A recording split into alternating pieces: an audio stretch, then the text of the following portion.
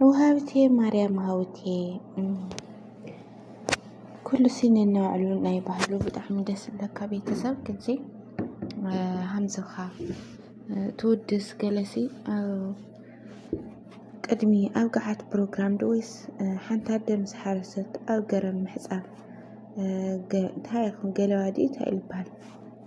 نعدناكا حساب قروي بحال مالتي سلام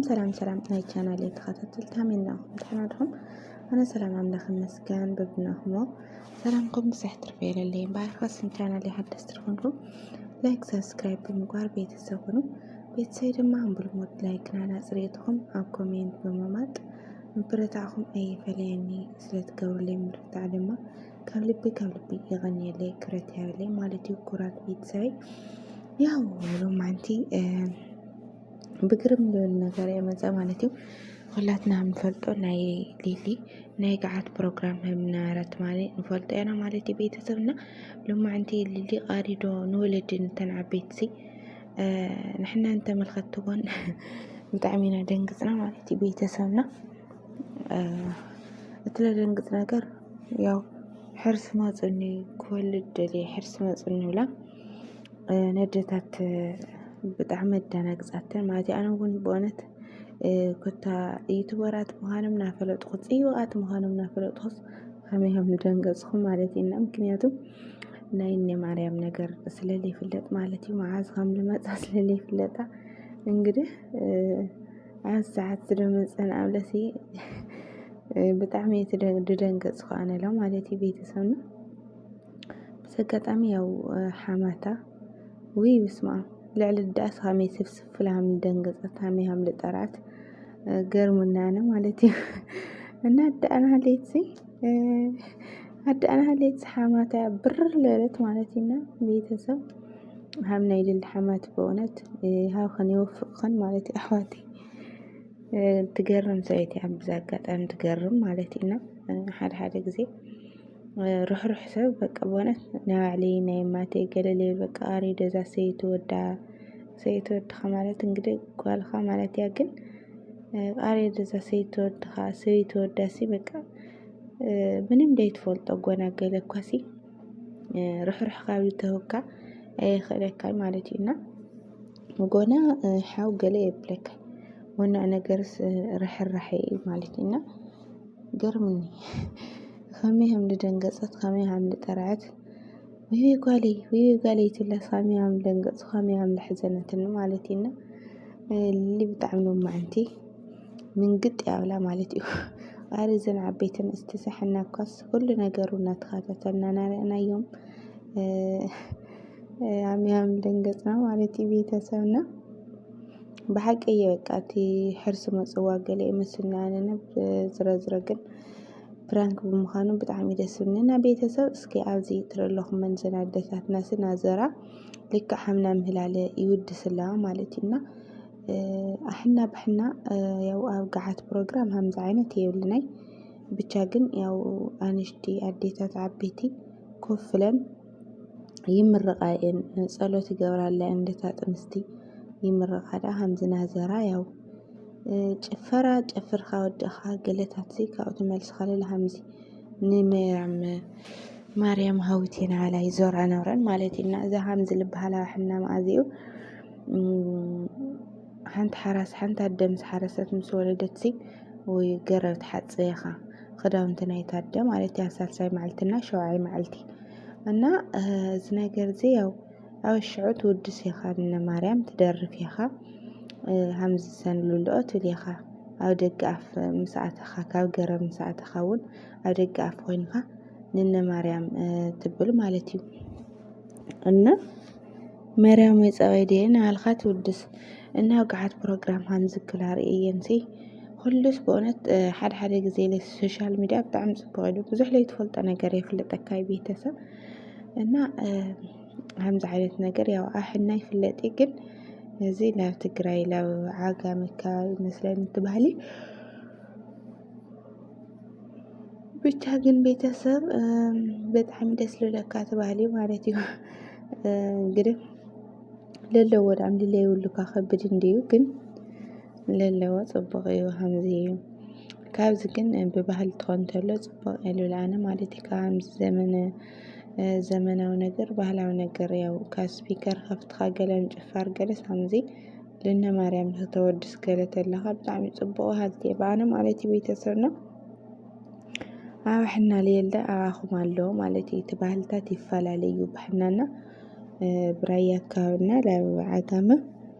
ብደንብ ልዩነት እነዎ ማለት እዩ። በእውነት ኣብ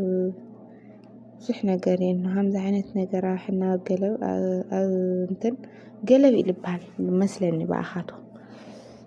በኣኽን ማለት እዩ። ቤተሰብ ትግራይ ሕዚ ብዓጋመ ሕና ምሕፃብ ገረብ ንብሎ ማለት እዩ። ምሕፃብ ገረብ ይበሃል። ምሕፃብ ገረብ ትብሉስ በቃ ንሓራስ ምሕፃብ ምዃኑ ፍሉጥ እዩ። ብትግራይ ለለ ብዓጋመስ ገለብ ድዩ ይልበሃል መስለኒ እና ከምኡ ይመስለኒ እንድሕር የተጋገኹ ብቻ ቤተሰብ ዝረዝሮ ሎማዓንቲ ብጣዕሚ ደስ ልብል ልልየ ያው ኣነ እኳ ብጣዕሚ ከደንግጽኽኒ ግን ይኹን ወናውና ድንግል ማርያም ትቕረብኺ ማለት እዩ። ሰላም ትገላግልኺ ሰላም ክልተ ርእሲ ክትግበር ኸዛናተይ ድንጋፄ እሳ ትስሕቕላሲ በእውነት ድንጋፄ የፀለይ ነበረ ኣነ ብጣዕሚ እየ ደንገጽኩ በዚ ኣጋጣሚ ማለት እዩ። ከለ ሕዝዋ ገለ ትበሃል እኳስ ኣነ ይድንግፅ ምክንያቱ እቲ ስሜት ስለልፈልጦ ማለት እዩ። እና ሎማዓንቲ ድንገት መፅዋ ትሕሲ ይመስል ቤተሰብ እንግዲህ ያው ናቦሬ ቀሪድ ትበሃል ምርባሽ ናተይ ብላ ስለልሓዘት ኢልሊ ለይረብሸ ስረይ ይኾነላ ዓበይታ ንእሽቶ ብጣዕሚ ኣደናግጻተን ማለት እዩ። ሓፍተፍ ፀበል ሽካሉ ላ ቤተሰብ ረእዋ ካብዳ ትሕዝ ተብል እሞ ኣሕምኒ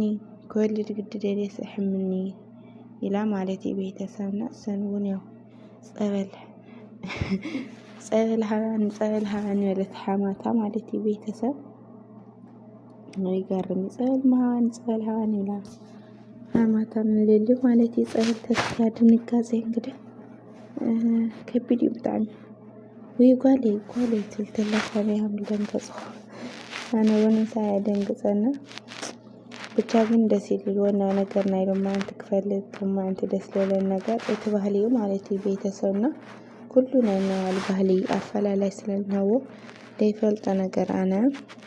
ኣዝናታቶም ነገር ይመሃር ኣለኹ ማለት እዩ። ኣዝናለ ኣሌክስ ከዚ ካብ መራዕዳዚ ዝኾነ ባህሊ በቃ ካብ መራዕዳዚ ባህልኩም ልገልጽ ብዙሕ ነገራት ኣብ መርዓ እውን ኣነ ዘይፈልጦ ነገር እናተምሃርኩ እዩ ማለት እዩ። ብጣዕሚ ደስ ዝብል ሕዝለ ያው እቲ ናይ ድነ ማርያም ልደርፍኦ ልነበራ ለለ ኣባሕና ምስ ወለድኻ ምሕፃብ ናይ ሓራስ ምሕፃብ ሓፅብኻ ለኣተኻ ኣብ መልስለ ትኸድለኻ እውን እንዳዓለልኻ ዕልል እናበልኻ እናወደስካ ትኸድ ትምለስለኻ እውን ሃሙ ማለት እዩ። ቤተሰብ ያው ገዛ ምስኣተኻ እውን ኣብ ኣፍ ደገ ጠጠውኻ ትውድስ እነ ማርያም ተመስግን ማለት እዩ። ባሕና ኣብዚ ኣብ ገዓት እኳ ከምዚ ዓይነት ሕና ብዙሕ ይፍለጥ እዩ ማለት እዩ። ቤተሰብ እንግዲህ ኩሉና ነባዕልነዎ ብቻ ልልየ እውን ኣብዚያ ቡና እንግዲህ ላትፈተነት እዩ ስብና ናፍልሐት ማለት እዩ። ቤተሰብ እንግዲህ ለማንኛውም ብጣዕሚ ደስ ዝብል ባህሊ ብጣዕሚ ቆንጆ ሸገ ባህሊ ነው ማለት እዩ። እና ብድጋሚ ልልዬ ሰላም ይገላግላኺ እነ ማርያም ድማ ሰላም ይቕረባኺ ብሰላም ትገላግልኺ ክልተ ርእስኺ ኮይንኩ ንሪኤኪ ማለት እዩ። ናይ ኩሉ ግዜ ምኞትና እዩ ድንግል ማርያም ትቕረብኺ እና ቤተሰብ ናይ ሎማዓንቲ ቪድዮና እዚ ይመስል ነብሩ ማለት እዩ። ብቐጻሊ እስካብ ንራኸብ ምስኤ ክሳናበተኩም ማለት እዩ። ጉራተይ እንግዲህ ብድጋሚ ቻናል ሓደስቲ ዝኾንኩም ሰብስክራይብ ምግባር ብቕንዕና ቤተሰብ ይኩኑ። ቤተሰብ ድማ ብልሙድ ላይክ ናገበርኩም ሓናፂ ዝኾነ ርእትኹም ድማ ኮሜንት ናቕመጥኹም ምብረታዕኹም ይፈለየኒ ማለት እዩ። ጉራት ኣሕዋተይ ስለትገብሩለይ ምብርታዕ ካብ ልቢ የላቐኒ ብድጋሚ ክረቲ ሃይለይ ኩልኩም ተመልከቲ እና ብድጋሚ ሰሰናይ ዘጽብቑ ጠጥዕሙ መመቻው ደበለ ንዓኸም ናበልኩ ብዝግሳናያተኩም እየ ባይ ባይ ቤተሰብ